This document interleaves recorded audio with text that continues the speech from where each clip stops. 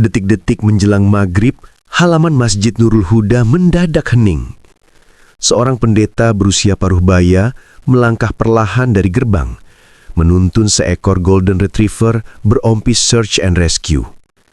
Bisik-bisik menyebar. Anjing? Di sini? Tamir menahan isyarat. Mata-mata saling bertaut. Tali digenggam erat, langkah tertahan. Satu kalimat keluar, pelan namun tegas, dan suasana yang tegang itu seketika berubah menjadi diam yang dalam. Semua kepala menoleh, dada berdebar, menunggu penjelasan kini.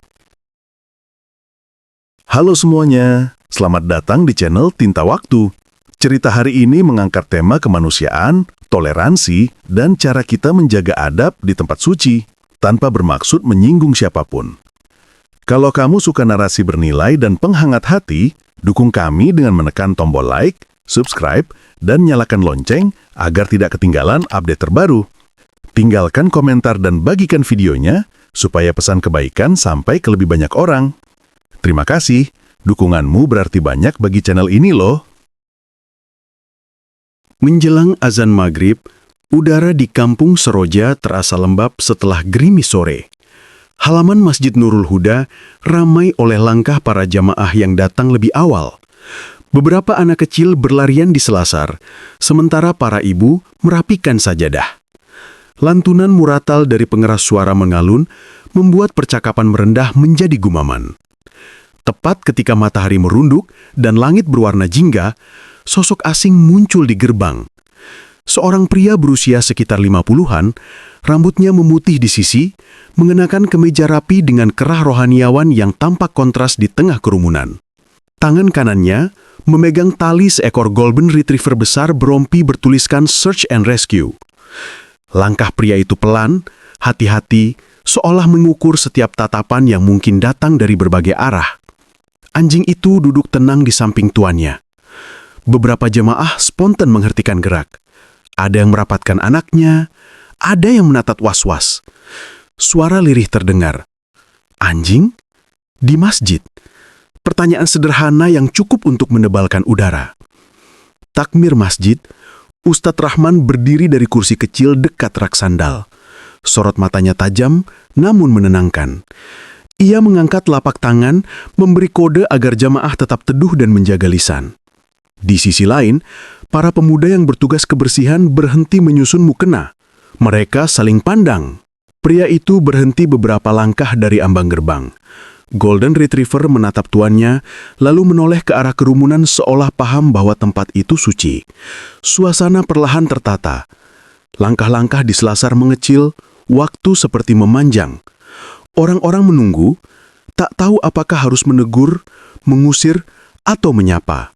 Ustadz Rahman menurunkan tangannya dan mengambil satu langkah ke arah gerbang, menjaga jarak yang santun sambil tetap menunjukkan bahwa ia adalah tuan rumah yang siap menyambut. Hari semakin remang. Aroma tanah basah bercampur wangi karpet baru dari dalam masjid. Dan sebelum ada suara lain menembus batas hening, pria itu menghela nafas, menatap semua orang dengan pandang yang meminta ruang. Pria itu menunduk sopan, lalu mengucap salam dengan suara pelan namun jelas. Assalamualaikum, mohon maaf mengganggu. Saya Lukas, katanya, memperkenalkan diri. Kami dari tim relawan pencarian. Sejak siang kami mengikuti jejak seorang anak bernama Alia. Anjing ini, unik pencari, menangkap bau terakhir di sekitar sini. Ustadz Rahman maju satu langkah, menjawab salam, kemudian menatap tali yang dipegang Lukas. Waalaikumsalam. Terima kasih sudah menyapa dengan baik. Tempat ini rumah ibadah. Ada adab yang perlu kita jaga. Anjing tidak boleh masuk ke dalam area suci. Namun, keselamatan anak adalah urusan kita bersama. Kalau sekadar di halaman bagaimana Ustadz? Tanya dia. Ustadz Rahman mengangguk pelan. Halaman luar masih area publik, tetapi mari tetap berhati-hati. Kita pastikan tidak ada najis yang terbawa ke area wudhu dan ruang sholat. Saya paham, ujarnya. Saya minta izin untuk memeriksa perimeter luar, pagar, taman, gang samping. Kami kehabisan waktu. Alia takut gelap dan sudah sore. Kecemasan yang semula mengarah pada anjing, pelan-pelan berpindah kepada berita tentang anak kecil itu. Seorang pemuda memberi usul. Bagaimana kalau kami dampingi? Anjing tetap di luar, tapi kami yang membantu akses. Baik, tapi kita susun aturan sederhana, kata Ustadz. Pertama, anjing tetap di luar pagar. Kedua, alat bersih. Ketiga, koordinasi lewat posko Serambi. Lukas mengangguk cepat, rasa lega tampak di wajahnya. Terima kasih Ustadz, Bapak Ibu sekalian. Kami tidak bermaksud mengganggu. Kami cuma mengejar jejak sebelum hujan turun lagi. Ustadz Rahman menoleh ke jamaah, suaranya teduh. Saudara-saudara, mari kita bantu. Niatan baik harus dituntun adab. Tolong jaga tutur, jaga batas, dan pastikan kebersihan. Seorang ibu yang semula menatap tajam kini menunduk. Warga mengangguk. Rasa curiga perlahan mereda. Setelah kesepakatan dicapai, pergerakan berubah cepat dan terarah. Para pemuda menggelar tikar plastik di Serambi untuk posko, menyiapkan air mineral, kotak P3K, dan buku catatan. Lukas mengaktifkan handy-talkie, menghubungkan frekuensi dengan 2 relawan yang berjaga di mulut gang. Ustadz Rahman menunjuk 3 orang sebagai koordinator. 1 untuk data, 1 untuk lapangan, 1 untuk logistik. Golden Retriever duduk di luar pagar, menunggu perintah. Lukas mengeluarkan kain kecil milik Alia yang diserahkan keluarga. Kain itu disimpan dalam kantong zip, agar aromanya tidak hilang. Ia membuka kantong pelan, mendekatkannya ke hidung anjing. Golden mengendus beberapa kali, lalu mengangkat kepala, fokus. Kita mulai dari warung Bu Nani, kata salah satu pemuda yang mengenal lingkungan seperti telapak tangan. Tim A bergerak menuju warung, tim B menyapu sisi gang menuju pasar lama, tim C bertahan di posko mencatat setiap laporan. Ustadz Rahman mengingatkan adab, setiap tim yang lewat depan rumah warga wajib menyapa dan meminta izin. Koordinasi diatur agar pencarian tidak berhenti, jadwal bergantian. Di warung Bu Nani, Golden berhenti, mengendus lantai dekat rak camilan. Bu Nani bercerita, Alia sempat mampir membeli permen setelah les. Dia ngobrol sebentar lalu jalan ke arah belakang pasar. Kata Bu Nani, menunjuk arah gang yang memecah 2 blok ruko. Cetakan di posko ditambah, jam perkiraan, pakaian terakhir, dan arah langkah. Lukas menandai peta kertas dengan spidol, membuat garis panah ke arah pasar lama, dan simbol tanda seru di titik rawan. Ustadz Rahman menambah terpal di tepi Serambi, agar posko tidak kehujanan. Komunikasi lewat HT menyusul, laporan jarak dan kondisi jalan. Catatan yang terkumpul membuat arah kian jelas. Golden menarik tali ke arah gang kecil di samping toko fotokopi, lalu duduk, tanda ia menemukan jejak yang kuat. Golden menuntun ke gang samping toko fotokopi, lalu berhenti di mulut lorong yang memanjang ke arah pasar lama. Lukas memberi aba-aba, tim menyebar membentuk pola sapu. Golden berhenti di depan pintu kayu kusam bertanda gudang 3. Pintu setengah tertutup, gemboknya menggantung tak terkunci. Periksa perimeternya dulu, ucap Lukas. Lukas menekan HT. Posko di lokasi pasar lama, indikasi kuat di gudang 3. Dari Serambi, suara Ustadz Rahman terdengar. Hati-hati, jangan sendirian, pastikan ada saksi warga. Pintu dibuka perlahan. Hawa lembab menyergap. Alia, panggil seorang relawan, menurunkan volume suara agar tidak membuat kaget. Hening beberapa detik, lalu terdengar helaan napas kecil dari sudut belakang. Di antara karung, sesosok anak meringkuk memeluk lutut. Matanya berkedip karena silau, pipinya kotor tetapi tidak tampak luka serius. Seorang relawan menyelimuti anak itu dengan jaket, memberi minum air botol. Lukas menekan hati lagi. Posko, Alia ditemukan. Kondisi sadar, lelah, butuh penanganan ringan.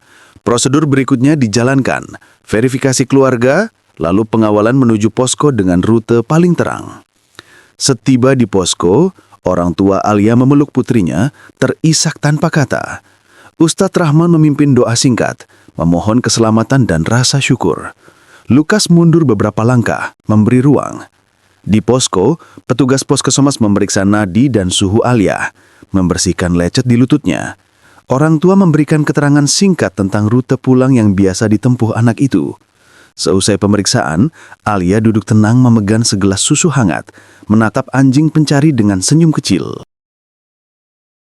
Setelah kepastian keselamatan Alia, halaman masjid perlahan kembali ke ritme yang teduh. Lukas berdiri di tepi serambi, tidak melewati pagar, sepatu dilepas sebagai bentuk hormat. "Terima kasih," ucapnya pelan, "atas kebijaksanaan, atas ruang yang diberikan, atas kepercayaan yang tidak saya sia-siakan." Ustadz Rahman melangkah mendekat. "Kebaikan yang dituntun adab akan menemukan jalannya," katanya.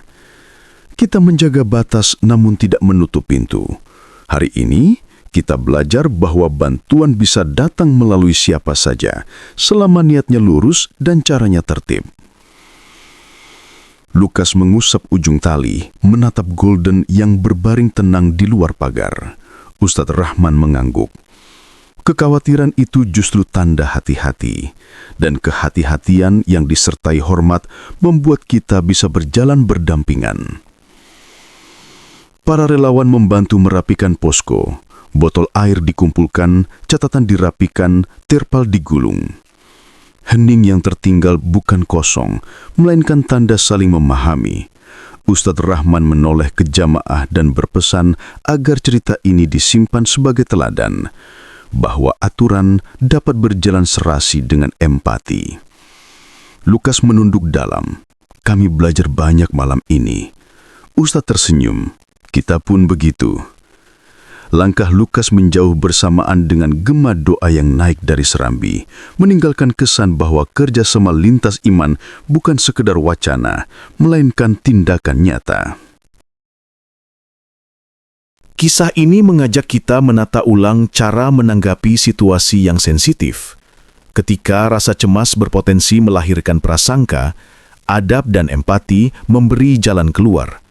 Rumah ibadah tetap suci, batas dijaga, aturan dihormati, namun kemanusiaan menuntun kita untuk menolong siapapun yang membutuhkan dengan cara yang tertib dan penuh hormat. Kolaborasi malam itu menunjukkan bahwa perbedaan bukan penghalang, melainkan peluang untuk saling menguatkan. Semoga cerita ini menjadi pengingat. Sebelum menilai, cari tahu. Sebelum menolak, cari jalan. Dan dalam setiap langkah, letakkan martabat manusia di tempat paling depan. Terima kasih sudah menonton sampai akhir. Jika kamu merasa terbantu, dukung channel ini dengan like, subscribe, nyalakan lonceng, dan bagikan ke teman-temanmu agar pesan kebaikan menyebar lebih luas. Sampai jumpa di video berikutnya. Tetap jaga hati, jaga lisan, dan jaga persaudaraan.